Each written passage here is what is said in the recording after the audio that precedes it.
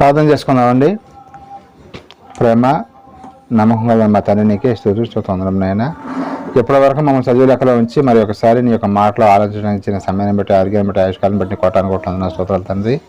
ఎప్పటివరకు పాటలు ఎందును, వాక్యం చదువుతూ ఎందును, వాక్యం మొదటి మెసేజ్ చెప్పడం ఎందును నీ యొక్క హస్తం మాకు తోడుగా నడిపించినందుకు వందన స్తోత్రాలు తండ్రి. అలాగే ప్రాముఖ్యమైన సమయంలోకి వెళుతూ ఉండగా నాయన నీ యొక్క పరిశుద్ధాత్మక పరిపూర్ణమైన సహాయానికి అందించమని అర్థిస్తూ ఈ ప్రార్థన ప్రియకుమారుడు మా రక్షకుడు అయిన యేసుక్రీస్తు శక్తి లాభమున అడిగిపెట్టుకున్న పరమ తండ్రి, ఆమేన్.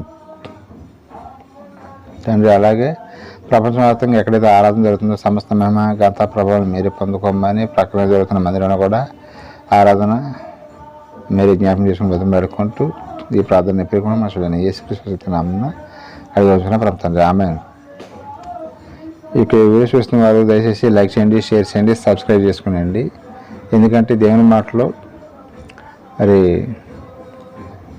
మన యొక్క వాక్యం అనేది చాలా దగ్గరగా బైబిల్కి దగ్గరగా ఉంటుంది కాబట్టి ఈ యొక్క వాక్యాన్ని విని బలపడవలసిందిగా తెలియజేస్తూ కోరుకుంటున్నానండి. ఈ విషయాన్ని గమనించండి. Thank you so much. ఈరోజు మన యొక్క పాఠం ఏంటంటే పాత నిబంధనలో క్రొత్త నిబంధన. ఈ పాఠం కొంచెం టఫ్గా ఉంటుంది, అర్థం చేసుకోగలుగుతారులే. కానీ మీరు చాలా పాఠాలు ఉన్నారు కాబట్టి పాత నిబంధనలోనే క్రొత్త నిబంధన. మనం కొంచెం బైబిల్ మీద అవగాహన ఉండేవాళ్ళు, రెగ్యులర్గా బైబిల్ చదివేవాళ్ళు ఏమనుకుంటారంటే పాత నిబంధన కొత్త నిబంధన ఉంటుంది, కొత్త నిబంధనలోనే కదా పాత నిబంధన గురించి కొన్ని విషయాలు ఉంది అనుకుంటారు. కానీ క్రొత్త నిబంధన గురించి పాత నిబంధన చాలా ఇన్ఫర్మేషన్ ఇచ్చాడు దేవుడు. అది ఏంటంటే బైబిల్ మొత్తం పూర్తిగా చదివితే కనుక వాళ్ళకి కొంచెం అర్థమైద్ది. చాలా విషయాలు నేను మీకు క్రొత్త నిబంధన ఇవ్వబోతున్నాను. పాత నిబంధనలో చాలాసార్లు చెప్పాడు ఆయన మా తండ్రి. దాని గురించి అసలు పాత నిబంధనలో క్రొత్త నిబంధన అన్నారు కదా, అసలు ఎక్కడ చెప్పాడు ఏంటి, అసలు నిబంధన అంటే ఏంటండి? పాత నిబంధన కొత్త నిబంధన. నిబంధన అంటే ఏంటి? రూల్స్ లేదా ఒప్పందము. ఒప్పందం అంటే బాగుంటుంది. పాత నిబంధన దేవుడు ఎవరికి ఇచ్చాడు? యూదులు లేదా ఇశ్రాయేలుకి ఇచ్చాడు. ఈ క్రొత్త నిబంధన ఎవరికి ఇచ్చారు? ప్రపంచంలో ఉన్న ప్రతి ఒక్క మనిషి కూడా. ఇప్పుడు 900 కోట్ల మంది జనాభా అనుకుంటే ఈ 900 కోట్ల మంది జనాభా కూడా అప్లై అయ్యేది ఏంటంటే క్రొత్త నిబంధన. కానీ ఈరోజు మన పాఠం ఏంటంటే పాత నిబంధనలోనే క్రొత్త నిబంధన అని చెప్పడం జరిగింది.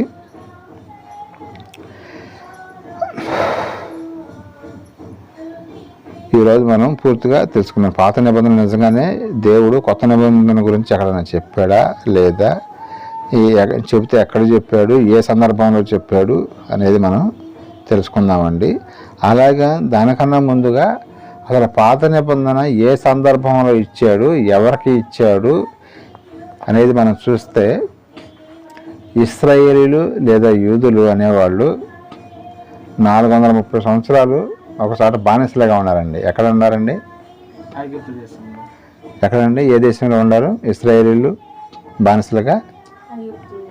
ఐగుప్తు దేశంలో 430 సంవత్సరాలు బానిసలుగా ఉంటే అక్కడ వాళ్ళు పెట్టే శ్రమలకి, వాళ్ళు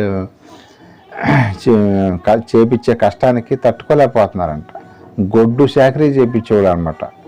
గొడ్డు చేత సేకరీ చేపిస్తారు. అట్లా మనుషుల చేత చేపిస్తే తట్టుకోగలుగుతారండి? సరైన ఆహారం పెట్టకుండా, ఏమైనా విశ్రాంతి లేకుండా మనిషి చాకరీ చేయగలుగుతాడా? ఇక చేయలేకపోతున్నారు వాళ్ళు. అప్పుడు గుర్తుకొచ్చాడు అనమాట ఇక దేవుడు వీళ్ళకి. ఎప్పుడైతే శ్రమలు గట్టిగా వస్తాయో అప్పుడే మనం దేవునిలో బలంగా నిలబడతాం అనమాట. వీళ్ళు కూడా ఏం చేశారంటే వీళ్ళకి శ్రమలు వచ్చేవారికి తట్టుకోలేక, తండ్రి మమ్మల్ని బయటికి తీసుకురాయ్యా, మా దేశానికి మమ్మల్ని పంపించే, కానాన్ దేశానికి పంపించేయని బ్రతిమలాడితే అప్పుడు వీళ్ళ యొక్క ప్రార్థనలు విని దేవుడు ఒక ఆయన్ని సెలెక్ట్ చేసుకున్నాడు. ఎవరైనా? మోషే గారిని సెలెక్ట్ చేసుకొని ఏం చేశాడు, వాళ్ళని అక్కడి నుంచి బయటికి తీసుకురావాలని చెప్పేసి ఎన్నో బయటికి తీసుకొచ్చే ప్రక్రియలో ఎన్నో జరిగినాయండి. ఏం జరిగినాయి? ఫరో అనే రాజు అది దేవుడే కావాలని కఠినపరిచాడంట ఆయన యొక్క మనసు. దేవుడే చేశాడంట. ఎందుకు చేశాడంటే ఈయన యొక్క ఘనత ప్రపంచం మొత్తం తెలియాలని.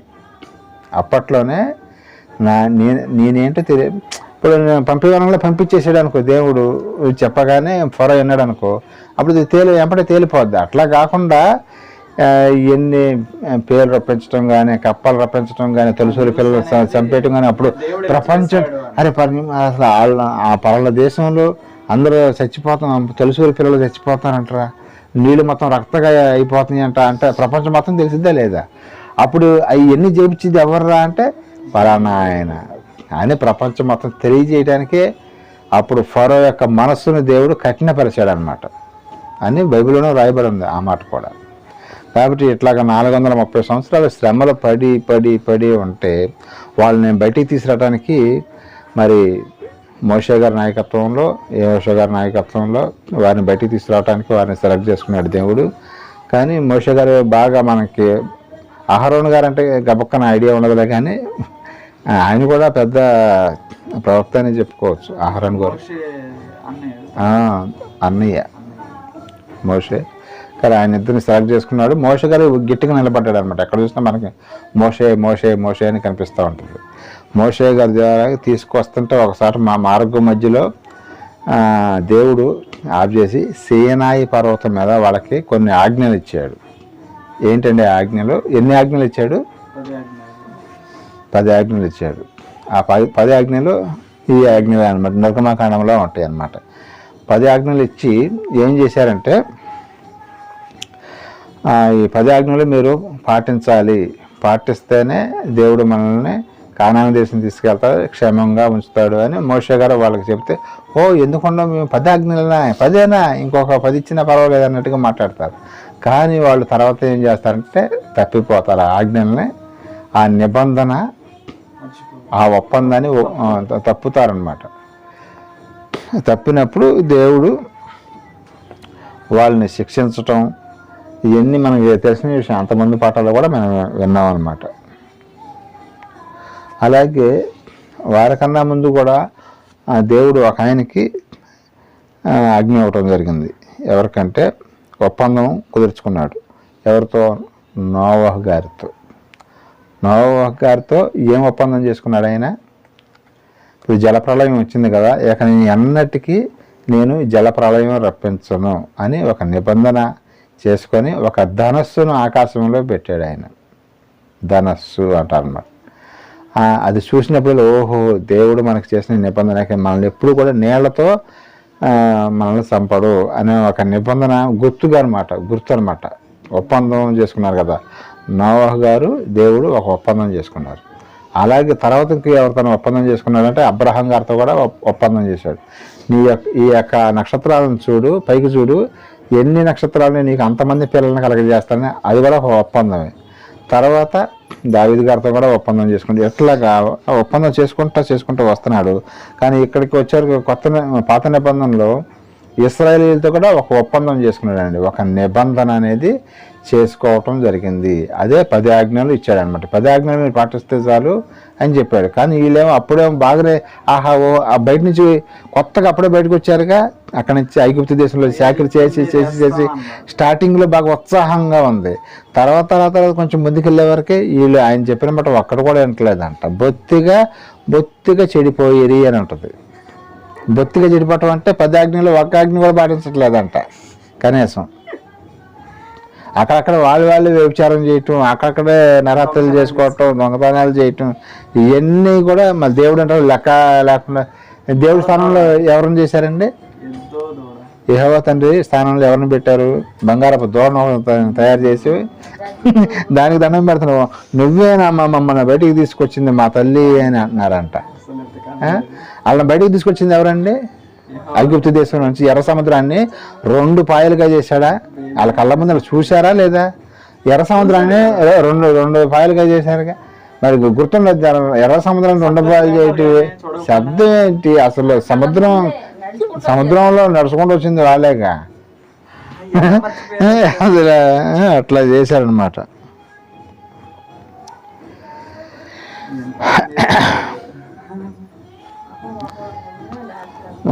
మనం బైబిల్లోకి వెళ్ళి మనం చూడగలిగితే నిర్గమకాండము 19వ అధ్యాయం 5-6 వచనాలు ఒక్కసారి చూడండి.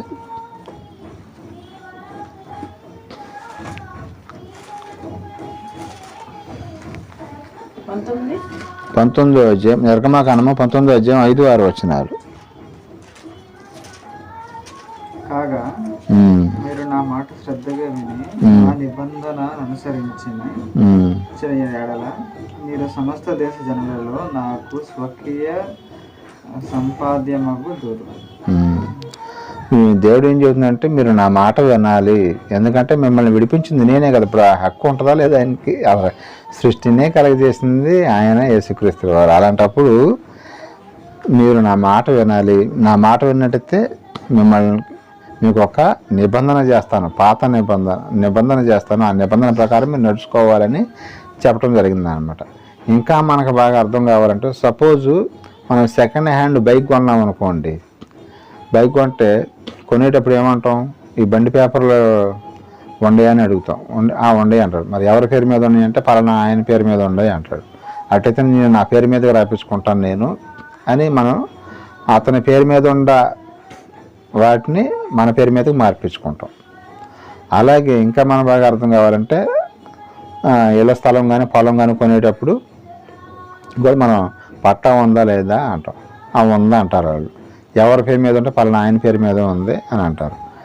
అటైతే మా పేరు మీద మీరు రిజిస్ట్రేషన్ చేయించుకుంటాం. రేపొద్దున మళ్ళీ ఆయన అడ్డం తిరిగాడు అనుకో, ఈ పొలం నా పేరు మీద ఉందని మళ్ళీ మాకు చెందదు.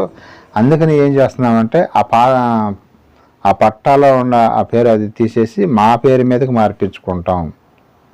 మరి ఆయన కొన్నప్పుడు వేరే వాళ్ళు అమ్మి ఉంటారు కదా, మరి ఆయన ఎవరో తెలుసా? మరి ఆయన తర్వాత మన అడ్డం జరుగుతున్న ఆయన్ని కూడా తీసుకుంటారు. అప్పుడు ఆయన ఎవరంటే పలానా ఆయన అని చెబుతారు. అప్పుడు అతని దగ్గర లింక్ డాక్యుమెంట్ అని ఉంటుంది అనమాట. ఆ లింక్ డాక్యుమెంట్ తీసుకొని ఈయన దగ్గర పట్టా తీసుకొని మనం రిజిస్ట్రేషన్ చేయించుకుంటే ఫ్యూచర్లో ఎప్పుడు ఇబ్బంది లేకుండా ఉంటుంది అనమాట.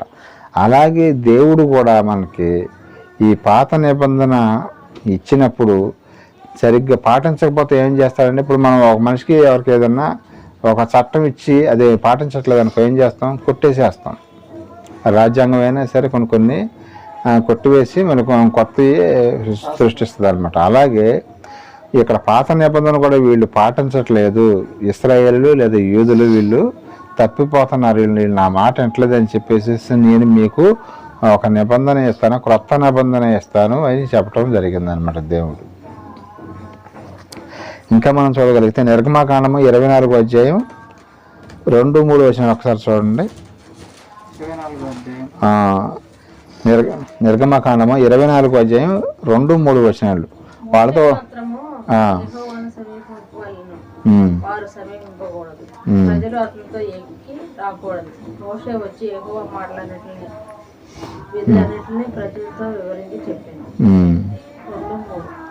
అదే ఇక్కడ వీళ్ళకి ఒక నిబంధన ఇచ్చాడని. ఇదేంటండి? ఏమి నిబంధన వారికి ఇచ్చినప్పుడు?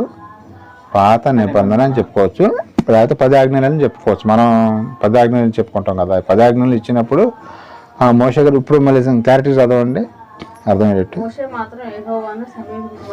ఆయన పొదలో ఉండి నా దగ్గరికి రా, నీకు కొన్ని ఆజ్ఞలు రాసిస్తానని చెప్పేసి పిలుస్తాడు సీనాయి పర్వతం మీద.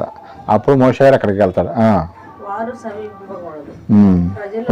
ప్రజలు ఎవరో రాకూడదు, నువ్వు ఒక్కడివే రావని చెప్పాడు అనమాట. నువ్వు ఒక్కడే నా దగ్గరికి వస్తే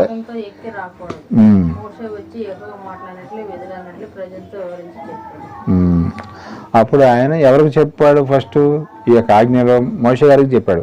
మోషే గారి కిందకు వచ్చి ఎవరికి చెప్పాలి? వీళ్ళందరికీ చెప్పాలన్నమాట. మధ్యలో మీడియేటర్ ఎవరంటే మధ్యవర్తి మోషే గారు.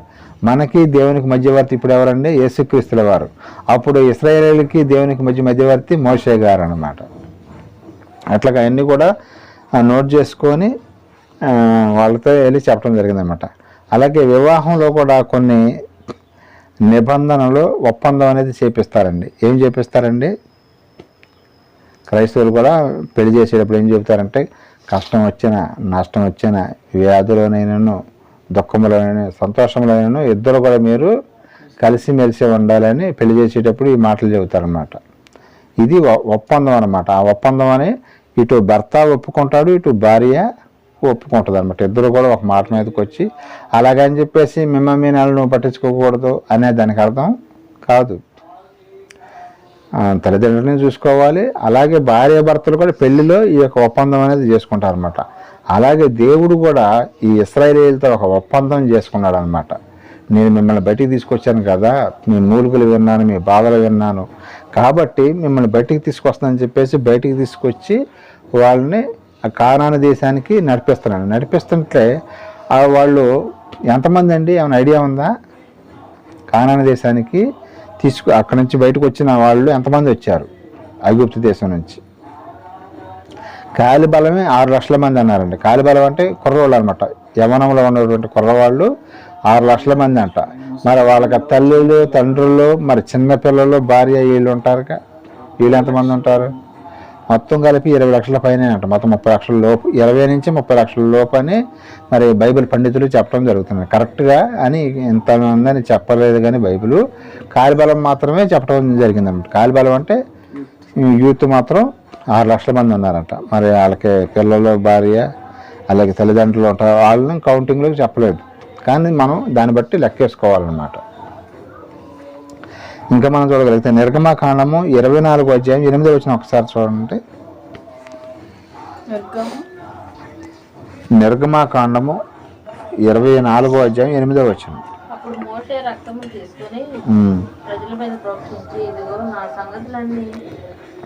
సంగతులన్నిటి విషయమై యెహోవా మీతో చేసిన నిబంధన రక్తం అని చెప్పాను. అప్పుడు వారి యొక్క పాపాలను క్షమించటానికి అప్పుడు ఏ రక్తం ఉపయోగపడిందండి వీళ్ళకి? ఎడ్ల రక్తము, కోళ్ళ రక్తము, మేకల రక్తము, గొర్రెల రక్తము, మేకల రక్తము, ఇలాగా జంతువులు పావురాలు ఇవన్నీ కూడా భరించేవాళ్ళు.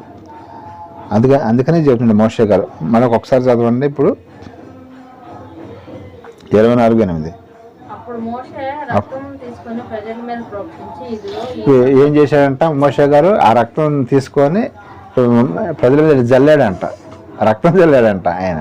మోషే గారు రక్తం జల్లి, ఇది దేవుడు మనకిచ్చిన నిబంధన ఒప్పందం, ఇది గుర్తుపెట్టుకోవాలి, మీరు ఇట్లా చేయబోతే మీరు గుర్తుపెట్టుకోవాలని రక్తం వాళ్ళ మీద తల మీద జల్లాడండి. ఎందుకంటే గుర్తు కోసం అనమాట.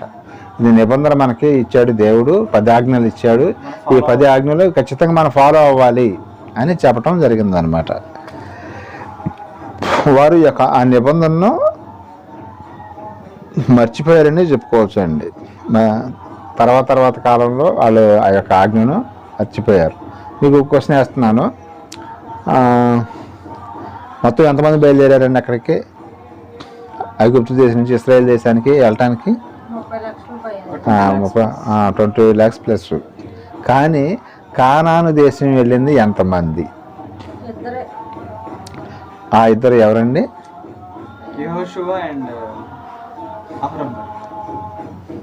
కాలేబ్ గారు.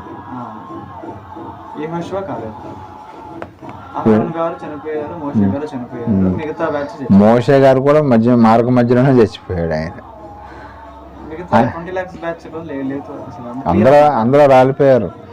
అసలు యాక్చువల్గా అయితే ఆ యొక్క ప్రయాణం అంట 8 రోజులు కానీ 11 రోజులు కానీ పట్టిద్దంట, ఐగుప్తు దేశం నుంచి ఇశ్రాయేల్ దేశం అంటాను. కానీ ఎన్ని సంవత్సరాలు తిప్పాడు దేవుడు వీళ్ళకి బుద్ధి రావాలని? 40 years. ఆయన 11 రోజులు అక్కడ, 40 సంవత్సరాలు అక్కడ, 40 రోజులు కూడా కాదు మళ్ళీ. ఎందుకని వీళ్ళు నా మాట అంటలేదు, ఇది వీళ్ళని తెప్పించి వీళ్ళకి బుద్ధి వచ్చేటట్టు చేద్దామని చూస్తుంటే బుద్ధి తెచ్చుకోవట్ల మనుషులు. ఇంకా రెచ్చిపోతున్నారు. కానీ ఆయన మీద ఎప్పుడైతే దేవుడి మీద మనుషులు తిరగబడతారో అప్పుడు ఆయన ఏం చేస్తాడంటే వాళ్ళని తుంచేస్తాడనమాట. మధ్యలో అక్కడ ఐగుప్తు దేశంలో ఉన్నప్పుడే మాకు మాంసం పెట్టేవాళ్ళు, ఇక్కడ తీసుకొచ్చి కనీసం ఏం లేకుండా చేస్తున్నారని చెప్పేసి ప్రజలు అడ్డం తిరుగుతారన్నమాట. అయినా సహించాడు, ఆయన మాటలు పడ్డాడు. ఒకసారి బాగా దేవుడు కోపం వచ్చేసి వీళ్ళందరినీ నేను తీసేసేస్తాను, ఒక్కసారి పక్కకు తప్పుకో మోషే అంటాడు. అప్పుడు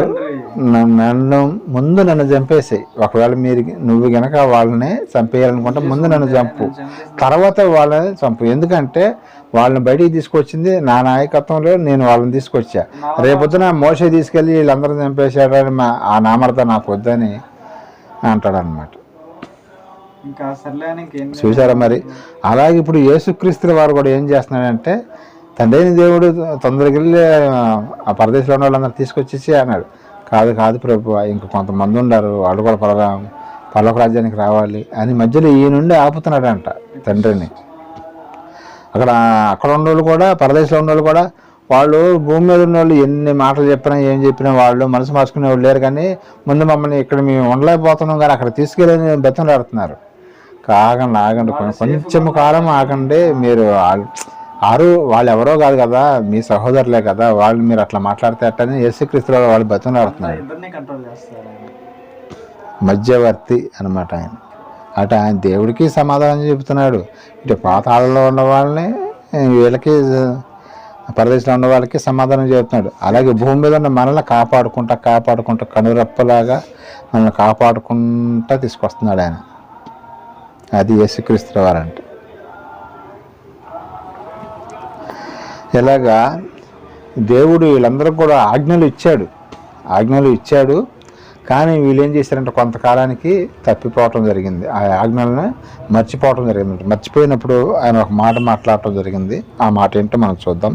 ఇర్మీయా గ్రంథము 11వ అధ్యాయం 6, 7, 8 వచనాలు ఒకసారి చూడండి. ఇర్మీయా గ్రంథము 11వ అధ్యాయం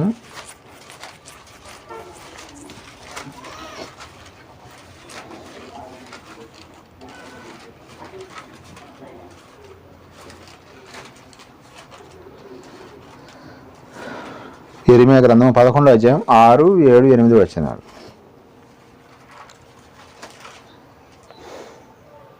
యెహోవా నాతో సెలవిచ్చినదేమనగా, నీవు యూదా పట్టణంలోను యెరూషలేము వీధుల్లోను ఈ మాటలన్నిటినీ ప్రకటింపు. మీరు ఈ నిబంధన వాక్యములను విని వాటిని అనుసరించి నడుచుకొనడి. ఐగుప్తులో నుండి పితరులను రప్పించిన దినము మొదలుకొని నేటి వరకు నేను గట్టిగాను ఖండితముగాను చెప్పు వచ్చి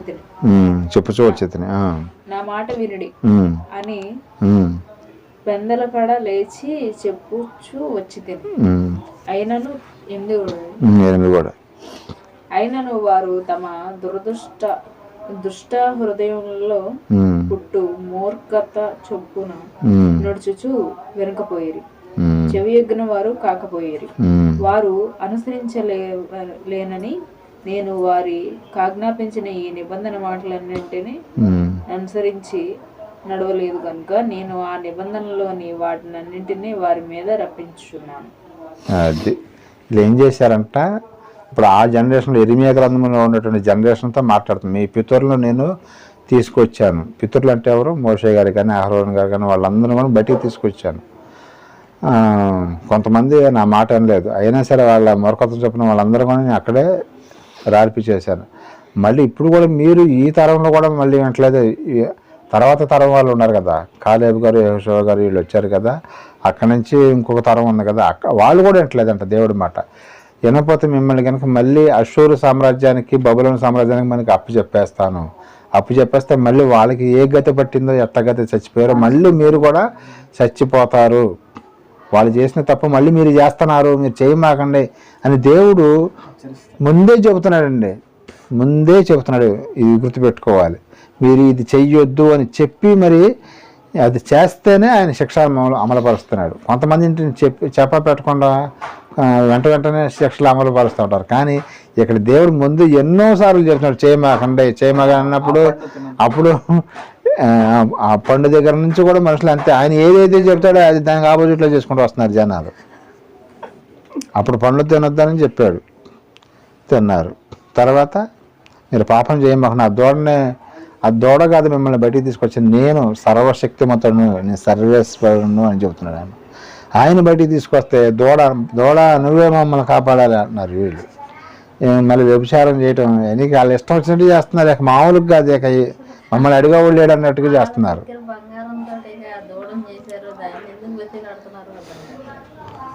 మనతో తెలుగు వాళ్ళు కాదులేండి, వాళ్ళు మన తెలుగు వాళ్ళంగా.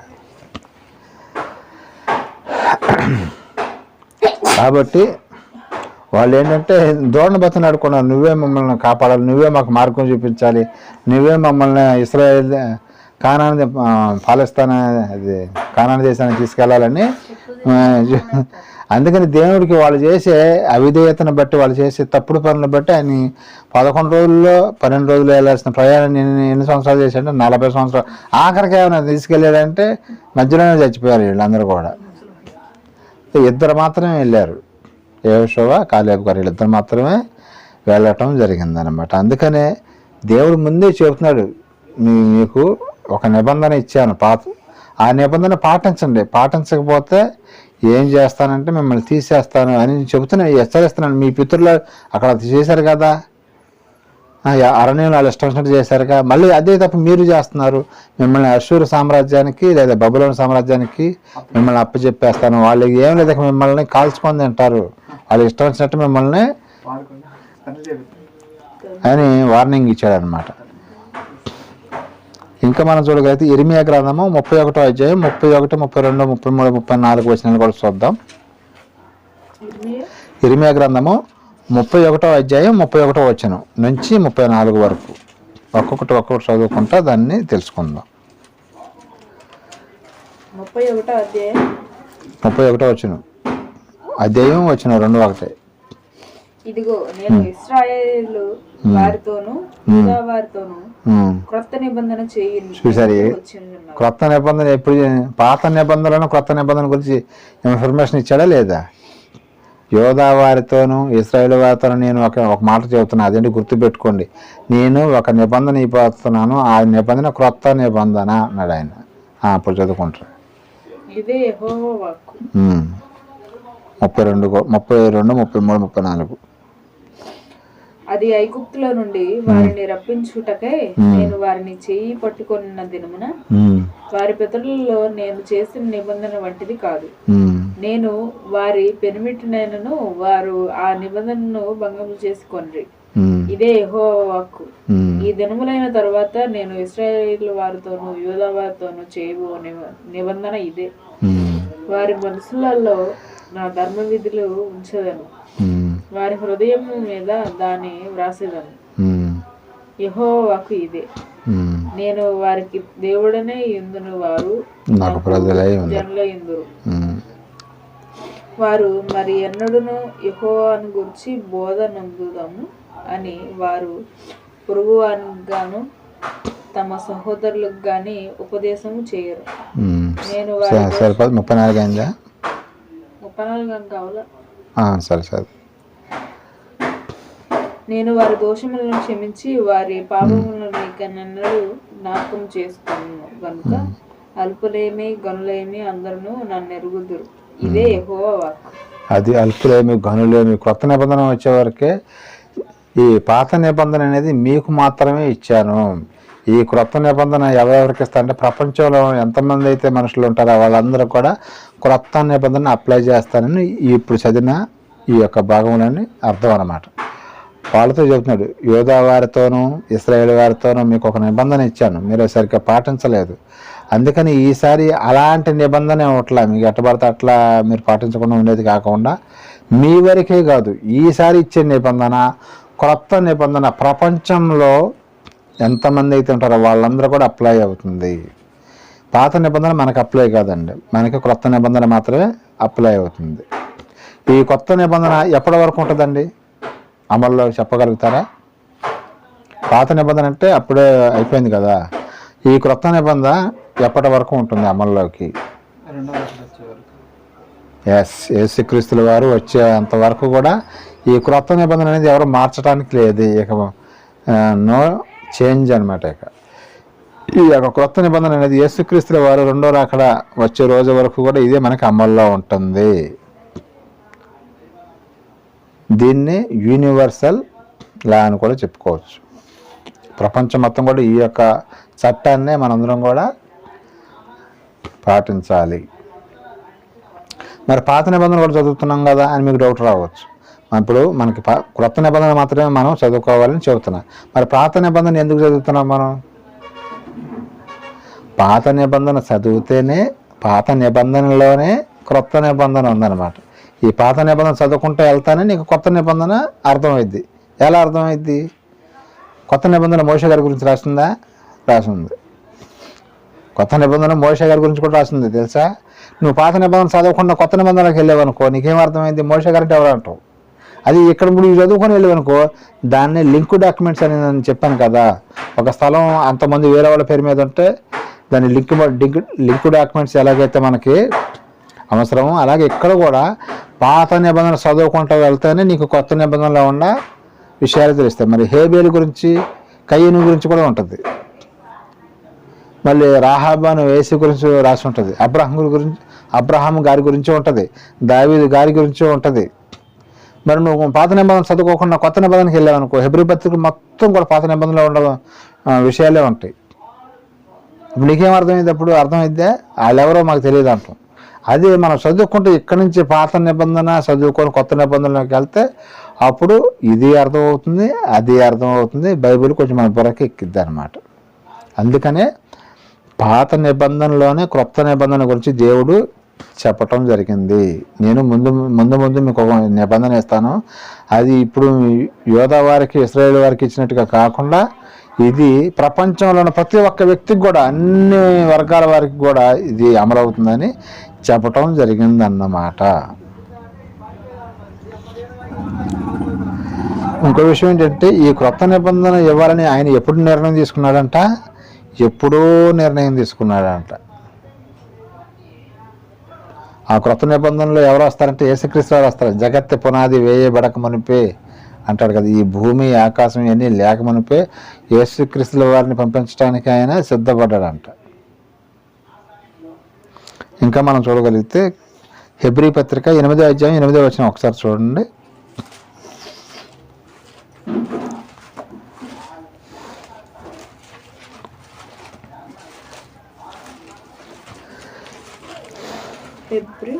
హెబ్రీ పత్రిక 8వ అధ్యాయం 8వ వచనం 10వ వచనం.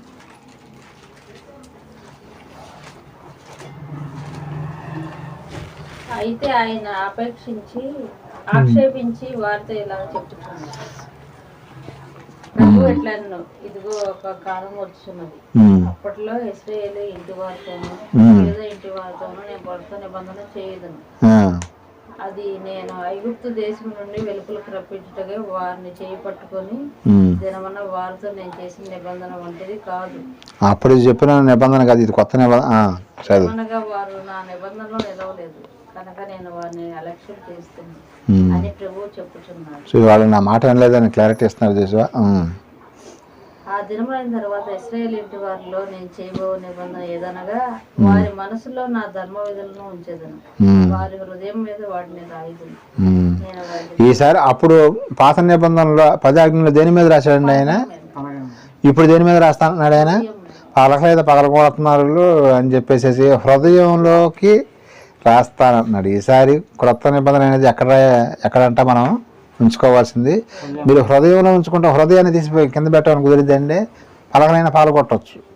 కానీ హృదయంలో ఉందనుకోండి ఇక మనం చచ్చిపోయేంత వరకు కూడా దాన్ని తీసేయటం అనేది కుదరదు అన్నమాట. ఒక్కసారి కనుక యేసు రక్తంలో కడగబడి మనము ఎప్పుడైతే ఆ యొక్క మాటలన్నీ కూడా అక్కడ ఎన్నో మాటలు ఎక్కడ ఉన్న మాటలు అన్నీ కూడా మనకి హృదయంలో దూరతాయి. హృదయంలో దూరిని ఎప్పటి వరకు ఉంటాయి?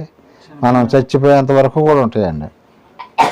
అందుకని ఈసారి ఇక క్రొత్త నిబంధన అనేది ప్రతి ఒక్కరు హృదయాల్లోకి వెళ్ళిపోవాలని చెప్పేసి అప్పుడు వీళ్ళు పలకల మీద రాసేస్తే దాన్ని పగలగొట్టేశారు, అలా ఇష్టం వచ్చినట్టు చేశారు. ఇంకో విషయం ఏంటంటే ఆయన రాసిచ్చిన 10 ఆజ్ఞలు పగలగొట్టారు తెలుసా? ఎవరో కాదు పగలగొట్టింది, మోషే గారే బాగా చికాకు పుట్టి కింద పడేసి పలకలు కింద పడేసి పగలగొడితే మళ్ళీ రాస్తారు.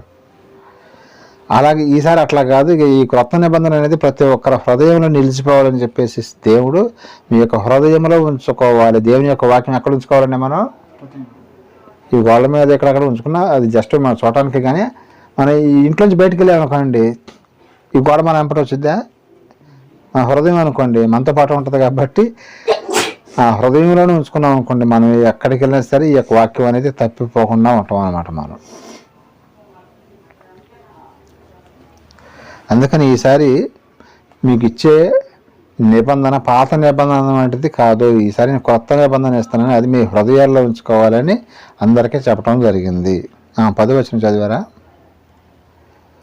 ఆ దినములైన తర్వాత ఇశ్రాయేలీయుల వారితో నేను చేయబో నిబంధన ఏదనగా నా మనసులో ధర్మవేదులను ఉంచుతాను, వారి మనసులో వారి హృదయం మీద వాటిని రాయిదాను. నేను వారికి దేవుడినై ఉన్నాను, వారు నాకు ప్రజలే వెళ్ళారు. వారు ఎవరిని ప్రభువును తెలుసుకోవాలని తన పట్టణంకైనా తన సహోదరునికైనా ఉపదేశం చేయలేదు. అయిపోయింది. ఇప్పుడు అర్థమవుతుందా? ఏ మాటలు ఎక్కడ చెప్పాడు ఆయన? ఇర్మియా గ్రంథంలో అందరూ చదువుకున్నా మీకు క్రొత్త నిబంధన ఇస్తానని. ఇక్కడికి వచ్చేవరకు ఏం చెబుతున్నా, క్రొత్త నిబంధన ఇచ్చేసాను, ఇది మీరు హృదయంలో పెట్టుకోవాలని చెబుతున్నాడు. అది పాత నిబంధన చదువుకోకుండా ఇక్కడికి వచ్చామనుకోండి ఏమైంది, మనకు అర్థమైద్దా? ఆయన ఇప్పుడు చెప్పాడు ఎక్కడ చెప్పాడు అనుకుంటాం, కానీ ఇప్పుడు అక్కడ చదువుకొని ఇక్కడికి వచ్చేవరకు మనకి క్లారిటీగా అర్థమవుతుందా లేదా? పాత నిబంధనలోనే క్రొత్త నిబంధన గురించి ఆయన బయలుపరచడం జరిగింది, చెప్పడం జరిగింది, వివరించడం జరిగింది. ఇంకా మనం చూడగలిగితే మత్తయి సువార్త 26వ అధ్యాయం 26వ వచనం ఒకసారి చూడండి. 26 నుంచి 30వ వచనం వరకు కూడా చదవండి. మత్తయి సువార్త 26 నుంచి 26వ అధ్యాయము 26వ వచనం నుంచి 30వ వచనం వరకు. వారు భోజనం చేయుచుండగా యేసు ఒక రొట్టెను పట్టుకొని దాన్ని ఆశీర్వదించి, ఇది బల్లారాధన కార్యక్రమంలో జరిగే ప్రక్రియని చెప్పడం జరిగింది అనమాట. సరే చదవండి. విరిచి తన శిష్యులకు ఇచ్చి, మీరు తీసుకొని తినండి, ఇది నా శరీరం అని చెప్పాను. మరియు ఆయన గిన్నె పట్టుకొని కృతజ్ఞతాస్తుతులు చెల్లించి వారికి ఇచ్చి, దీనిలోనిది మీరందరూ త్రాగుడి, ఇది నా రక్తం, అనగా పాప క్షమాపణ నిమిత్తము అనేకుల కొరకు చింతింపబడుచున్న నిబంధన రక్తము. నా తండ్రి రాజ్యములలో మీతో కూడా నేను ద్రాక్షారసం కొత్తదిగా త్రాగు దినము వరకు ఇకను దాన్ని త్రాగమని మీతో చెప్పుచున్నాను. అంతటా వారు కీర్తన పాడి ఒలీవల కొండకు వెళ్ళారు. ఇది మనందరికి తెలిసిన విషయమేనండి. ఇదేంటే రేపు పొద్దున ఇక యేసుక్రీస్తు వారిని సిలువేస్తారు. ఆ నైట్ వాళ్ళందరూ కూడా ఏమి చేయండి, ఆయన యొక్క శరీరాన్ని రక్తాన్ని ఇవ్వటం జరిగింది శిష్యులకి. ఆ యొక్క సందర్భం అనమాట. అదే క్రొత్త నిబంధన అనమాట. దేవుడు క్రొత్త నిబంధన అంటే ఏంటంటే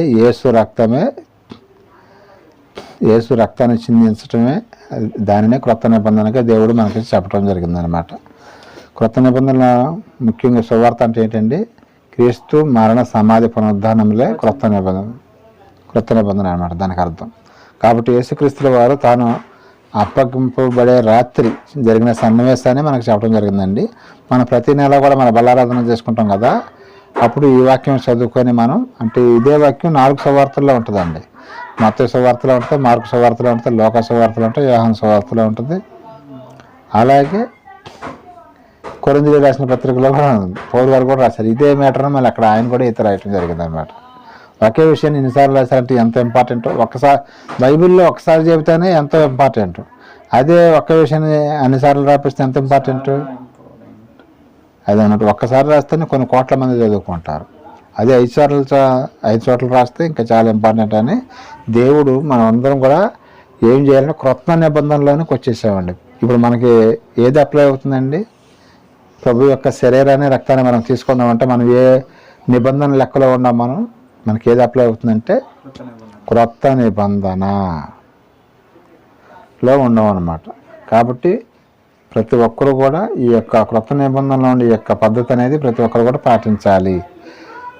ఏం పాటించాలి? ప్రభు యొక్క శరీరాన్ని రక్తాన్ని స్వీకరిస్తేనే అప్పుడే మనం ఆయనకి మనకి ఆ బంధం అనేది, భార్యాభర్తల బంధం ఎలా ఉంటుందండి? చచ్చిపోయేవారు కూడా ఒకళ్ళ కోసం ఒకళ్ళు అన్నట్టుగా జీవిస్తూ ఉంటారు.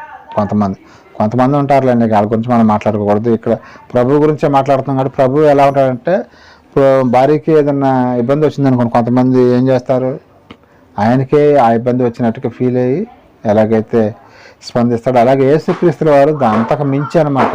ఆయన గురించి చెప్పాలంటే సంఘము లేదా భార్య భర్తకి ఎలా బంధం ఉంటుందో అలాంటి బంధమే యేసుక్రీస్తు వారు కలిగి ఉన్నారు మనందరి పట్ల.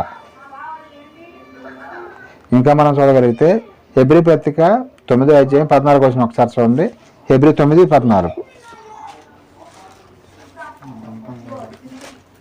నిత్యుడగు ఆత్మ ద్వారా తను తాను దేవునికి నిర్దోషునిగా అర్పించుకున్న క్రీస్తు యొక్క రక్తము నిర్జీవ క్రియలను విడిచి జీవగల దేవుని సేవించటప్పుడు మీ మనస్సాక్షిని ఎంతో ఎక్కువగా శుద్ధి చేయాలి. చాలా పాత నిబంధనలు అయితే ఏ రక్తం అండి పాపాలు పోవటానికి ఏం సమర్పించి ఏ రక్తాన్ని జంతువుల రక్తాన్ని సమర్పించేవాళ్ళు. కానీ ఇప్పుడు కొత్త నిబంధనకు వచ్చేవారికి ఒకేసారి ఒక ఆయన మరి మనందరి పాపాల నిమిత్తం రక్తాన్ని చిందించాడు. ఎక్కడండి? కల్వరి కొండపైన యేసుక్రీస్తుల వారు మన పాపాల నిమిత్తము ఆయన యొక్క ఒంట్లో ఉన్న బ్లడ్ మొత్తం కూడా ధారపోసాడంట.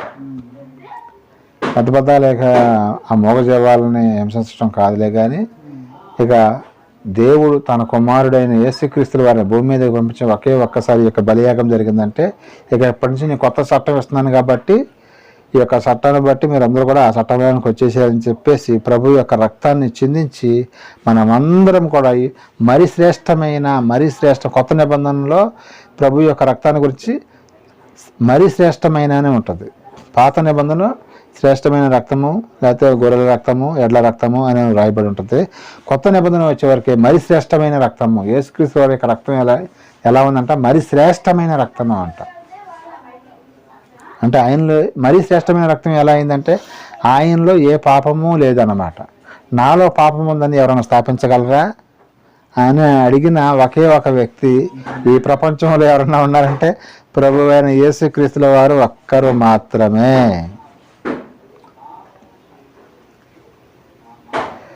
అది మరి శ్రేష్టమైన రక్తానికి అదే గుర్తు అన్నమాట. ఇంకా మనం చూడగలిగితే హెబ్రీ పత్రిక 10:22 ఒకసారి చూడండి.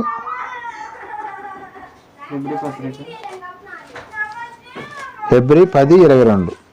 మనస్సాక్షికి కల్మషం తోడుకున్నట్లు ప్రోక్షింపబడిన హృదయం గలవారము నిర్మలమైన ఉదకంతో స్నానం చేసిన శరీరములు గలవారమై ఉండి విశ్వాస విషయంలో సంపూర్ణ నిశ్చయత కలిగి యథార్థమైన హృదయంతో మనం దేవుని సన్నిధానమునకు చేరగలము.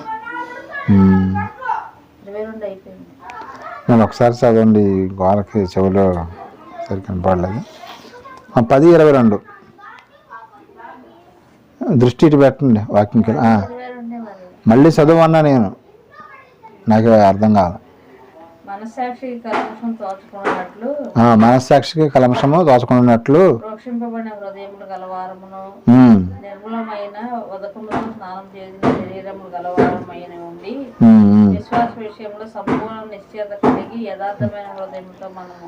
అది ఎప్పుడు కూడా ప్రభువుని మనం బాప్తిసం తీసుకున్న తర్వాత ఎలా ఉండాలంటే యథార్థంగా ఉండాలి. బాప్తిసం తీసుకోకముందు ఎట్లాగా ఉన్నా పర్వాలేదులే కానీ బాప్తిసం తీసుకున్న మాత్రం మనం యథార్థంగా జీవించాలి. ఇప్పుడు కొత్త నిబంధనకు వచ్చాం కదా, కొత్త నిబంధన మరి పాత నిబంధన దేవుడు ఏం చేశాడంటే కొట్టివేయటం జరిగింది.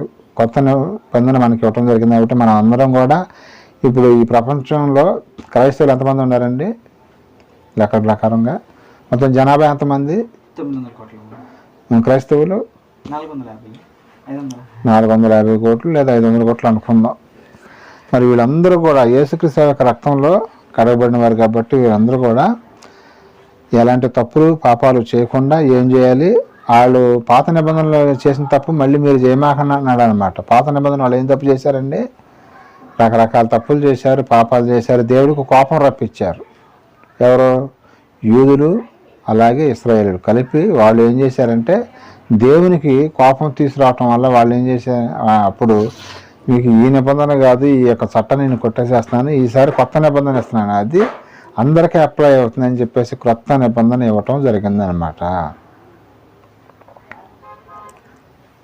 ఎందుకంటే ఇప్పుడు చెప్పిన మీరు అసలు ఏది వింటలేదు కాబట్టి అందుకని నేను మళ్ళీ కొత్త చట్టాన్ని తీసుకొస్తాను. ఆ కొత్త చట్టం అయితే ఖచ్చితంగా ఉండాలి.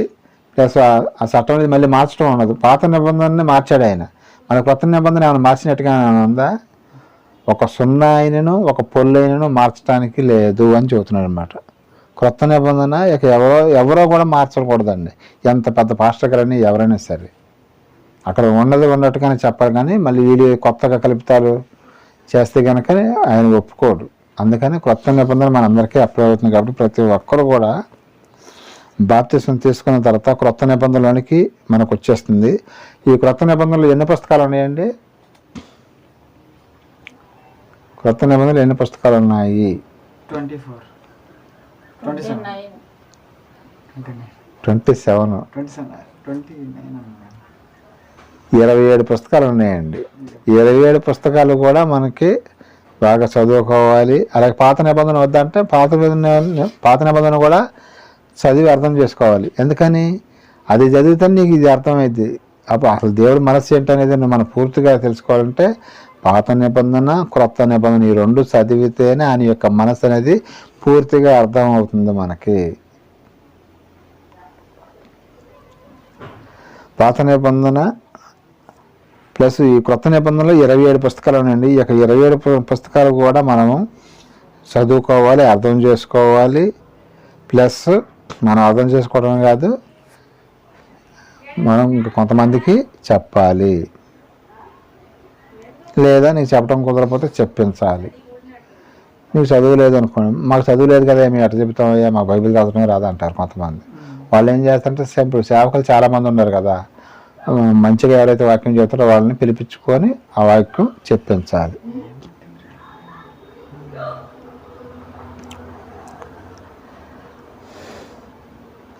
యేసుక్రీస్తు యొక్క రక్తం ద్వారాగా, యేసుక్రీస్తు యొక్క మరణం ద్వారాగా మనకేమొచ్చిందంటే క్రొత్త నిబంధన వచ్చింది.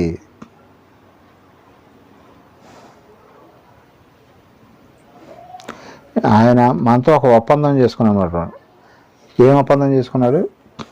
ఎప్పుడైతే బాప్తిసం తీసుకున్నామో సంఘానికి ఆయనకి వివాహమైనట్లు లెక్క అనమాట. ఒక ఒప్పందం, మిమ్మల్ని నేను సంరక్షిస్తాను, మీరు పాపం చేయకుండా నేను చెప్పినట్టుగా వినండి అని చెప్పడం జరిగింది. అలాగే మనం ఏం చేయాలంటే చనిపోయేంత వరకు కూడా పాపం చేయకుండా ఉన్నట్టయితే యేసుక్రీస్తు వారు మనల్ని ఏదైనా తప్పు చేస్తుంటే, భార్య తప్పు చేసిందనుకో భర్త ఏం చేస్తాడండి, శాంప మీద 2 లెంపకాయలు ఇచ్చి సరి చేసుకుంటాడు. అలాగే యేసుక్రీస్తు వారు కూడా సంఘం తప్పు చేస్తుంటే ఏం చేస్తాడు, ఒక్కొక్క టైంలో వేస్తాడు, ఆయన దెబ్బలు వేస్తాడు, మనకి దెబ్బలు వేసి సరైన మార్గంలోకి తీసుకొచ్చుకుంటాడు అన్నమాట. లేకపోతే ఏమైందంటే సంఘం అనేది ఆగమైపోద్ది, ఆయన పడిన కష్టం అంతా కూడా వృధా అయిపోద్ది అనమాట. చాలామంది పర్లవరాజానికి ఎవరో బారటారు, ఎవరో బారగాడికి యేసుక్రీస్తు వారు అసలు భూమి మీదకి రావటం ఎందుకు, రక్తం చెందించడం ఎందుకు? అది చాలా తప్పండి. అది అసలు అది ఎంత పెద్ద గొప్ప కార్యం. కొద్దిమంది అయినా వెళ్తారండి, అస్సలు వెళ్ళాలనుకోవటం లేదు. విలువ లేదని కొంతమంది సేవకులు మాట్లాడుతూ ఉంటారు, అది తప్పండి. ప్రభు ఇంత త్యాగం చేసిన దానికి ఆ త్యాగానికి విలువ ఉండొద్దండి. కొద్దిమంది అయినా పర్లోకరాజ్యానికి వెళ్ళరా? ఆ కొద్దిమందిని మనం ఉండాలని ప్రయత్నం చేయాలి. కొద్దిమంది అంటే ఏదో 100లో కదండి, కొన్ని కోట్లలోనే ఉంటారు నాకు తెలిసి. లేకపోతే ఆయన యొక్క త్యాగానికి అర్థం లేదనమాట. 2000 సంవత్సరాల నుంచి జనాభా ఇప్పటి వరకు ఎన్ని జనరేషన్స్ వచ్చుంటాయండి, ఎన్ని కోట్ల మంది ఏంటో మన కంటికి కనబడేది ఈ 900 కోట్ల మందే కనిపిస్తూ ఉంటారు. మరి అంతమంది ఎన్ని కోట్ల మంది ఉంటారు? పుట్టువాళ్ళు పడుతూ ఉంటారు, చచ్చివాళ్ళు చదువుతా ఉంటారు, పుట్టువాళ్ళు పడుతూ ఉంటారు, చచ్చివాళ్ళు చదువుతారు. మరి ఎన్ని కోట్ల మంది అయ్యి ఉంటారు 2000 సంవత్సరాల నుంచి? ఆ లెక్క అనేది ఇంతవరకు ఎవరు చెప్పలేదు అసలు. ఇంతమంది పుట్టారు 2000 సంవత్సరాల క్రితం నుంచి, ఇంతమంది పుట్టారు, ఇంతమంది చచ్చిపోయారని లెక్కలేదు. అది ప్రజెంట్ ఇప్పుడు భూమి మీద ఉండే వాళ్ళ లెక్క మాత్రమే తెలుస్తుంది మనకి, 900 కోట్ల మంది అని. కాబట్టి ప్రతి ఒక్క క్రైస్తవుడు కూడా, మనమందరం కూడా యేసు రక్తంలో కడగబడ్డాం అంటే క్రొత్త నిబంధనలోనికి వచ్చామన్నమాట. క్రొత్త నిబంధనలోనికి వచ్చిన తర్వాత అప్పుడు మనం ఏం చేయాలంటే యేసుక్రీస్తు వారు ఏదైతే చెప్పాడో అది మనం తూచా తప్పకుండా పాటించాలన్నమాట. కొంతమంది ఏం చెబుతారంటే, నాకు మా అమ్మ అంటే బాగా ఇష్టం అండి, మా నాన్న అంటే బాగా ఇష్టం అండి, మా పిల్లలంటే బాగా ఇష్టం అండి. ప్రేమించొద్దు అట్లా బైబిల్. కానీ ఫస్ట్ ప్రయారిటీ ఎవరికి ఇవ్వాలంటే దేవునికి ఇవ్వాలండి. దేవుని తర్వాత ఎవరైనా. ఎందుకని ఆయన మన పుట్టక ముందే మనకు అన్నీ ఏమేమి కావాలో మన పుట్టక ముందే అన్నీ సిద్ధపరచాడండి. ఆయన ఏం సిద్ధపరచాడు చెప్పండి? గాలి, నీరు, ఆహారం. అసలు భూమి మీద రాకముందే తల్లి గర్భంలో ఉన్నప్పుడు, కడుపులో ఉన్నప్పుడు అసలు ఎట్ట ఊపిరాడిద్దండి? మనం కనీసం ఊపిరాడకుండా లోపల చీకటి గుట్లో పెడితేనే గజిబిజి అవుతారే. మరి 9 నెలలు లోపల ఉన్నప్పుడు ఆక్సిజన్ ఎలా అందింది? మరి బతకడానికి ఆహారం ఎక్కడి నుంచి వచ్చింది? ఈ అవయవాలు ఎక్కడి నుంచి వచ్చినాయి? ఎవరు ఇచ్చారు?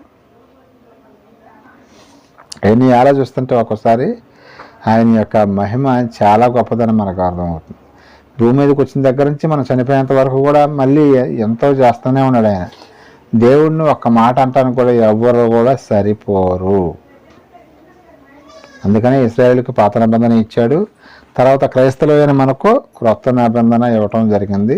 అందుకనే పాత నిబంధనలోనే ఈ క్రొత్త నిబంధన ఇమిడి ఉందని మనం తెలుసుకోవాలన్నమాట. ఇది ఇస్తాను మీకు ఒక క్రొత్త నిబంధన ఇస్తాను, చట్టాన్ని ఇస్తానని అప్పుడు ఎప్పుడూ చెప్పాడు. పాత నిబంధనలు మన కొత్త నిబంధన చేశాడండి, చేయలేదు ఆయన మాట ఇచ్చాడంటే దాన్ని తప్పని వాడండి. ఆయన పాత నిబంధనలు చెప్పాడు, కానీ యేసుక్రీస్తు వారి దగ్గరికి వచ్చేవరకే అది నెరవేర్చాడు. దేవుడు ఒక్కొక్కసారి మనకి మేలు చేయటం లేట్ అవ్వచ్చు, కానీ ఖచ్చితంగా ఆయన మనకి చేయాల్సినవన్నీ కరెక్ట్గా చేస్తాడు ఆయన అని మనం దీన్ని బట్టి మనకు గ్రహించాలి. మనం కొంతమంది నాకు ఏమి రావట్లేదు, నేను దేంట్లో అడిగిపెట్టినా వెనక పోతున్నాయి అంటాం. ఓకే, పోద్ది, ఈ లోకం అంటే అలాగే ఉండదు. కానీ వచ్చినా రాకపోయినా సరే అప్పుడు మనం ఏం చేయాలంటే నిలబడ. అసలు తండ్రి నువ్వు నాకు ఇచ్చిన అయిపోయినా పర్వాలా, నన్ను మాత్రం పరలోక రాజ్యంలో జ్ఞాపకం ఆ ఒక్క మాట మీద నిలబడిపోతే ఇక నీకు ఇవన్నీ కూడా చిన్న ఇలాగా కనిపిస్తూ ఉంటాయి అన్నమాట. సిల్లీగా ఉంటుంది. కాబట్టి పాత నిబంధనలోనే దేవుడు క్రొత్త నిబంధన గురించి మనకి చెప్పడం జరిగింది. కాబట్టి ఈ విషయాన్ని గమనించండి. అర్థమైందా పాఠం? అది ఆయన యొక్క ప్రణాళిక ఎలా ఉందన్నమాట మనుషుల పట్ల, ప్రతి ఒక్కరి పట్ల కూడా. ఇంతటితో ఈ యొక్క మాటలు ముగిస్తాను. చిన్న ప్రార్థన చేసుకుందాం. ప్రేమ నమ్మకం మా తండ్రి నీకే స్తుతిస్తున్నాను. నేను ఇప్పటివరకు నేను మాటలు చెప్పాను తండ్రి. మరి పాత నిబంధనలోనే మరి కొత్త నిబంధన గురించి ఎప్పుడో రాయించావు తండ్రి. మేము క్రొత్త నిబంధన పాత నిబంధన రెండు చదువుకొని మమ్మల్ని మేము వెలిగించుకుంటూ ఇంకా కొంతమందికైనా సరే నీ యొక్క మాటలు చెప్పి వారిని కూడా రక్షణలోకి తీసుకొచ్చే భాగ్యాన్ని మాకు దయచేయమని, అలాగే ప్రక్కనే జరుగుతున్న మందిరంలో కూడా నాయన వారిని కూడా జ్ఞాపకం చేసుకోమని, ప్రపంచవ్యాప్తంగా ఎక్కడైతే నీ యొక్క ఆరాధన జరుగుతుందో వారందరినీ జ్ఞాపకం చేసుకుని వారందరినీ కూడా నాయన నీకు రాజ్యంలో జ్ఞాపకం చేసుకుని బతిమలాడుకుంటూ ఏ ఒక్క ఆత్మ కూడా నశించిపోవడం నాకు ఇష్టం లేదని చెబుతున్నావు కదా తండ్రి. నాయన మేమందరం కూడా నీ యొక్క రాజ్యంలోకి వచ్చేలాగా సహాయం దయచేయమని కృప చెప్పమని, నీ క్రొత్త నిబంధన పాటించి యేసుక్రీస్తు వారికి మాకు ఉన్న బంధాన్ని మాకేంటి మరి నైనా మాకు ఈరోజు ఇంకా కొన్ని విషయాలు తెలియపరిచినందుకు కొంత స్తోత్రాలు తండ్రి. నీ యొక్క కృపాగాబ్దాలు ఎల్లప్పుడూ ఉంచుకుని బతిమలాడుకుంటూ ప్రతి ఒక్కరిని చల్లగా కాచి కాపాడమని ఈ ప్రార్థన నీ ప్రియకుమారుడు మా రక్షకుడు అయిన యేసుక్రీస్తు శక్తికల నామమున అడిగి వేడుకుంటున్నా పరమ తండ్రి. ఆమేన్. తండ్రి యొక్క దయ, కుమారుని యొక్క ప్రేమ, పరిశుద్ధాత్మక సన్నిధి సహవాసం మనకి లోకంలో ఉన్న సకల పరిస్థితులకు ఆయన ప్రేమించే బిడ్డలకు సదాకాలం తోడుగా నడిపించిన గాక. ఆమేన్. అందరికీ వందనాలండి.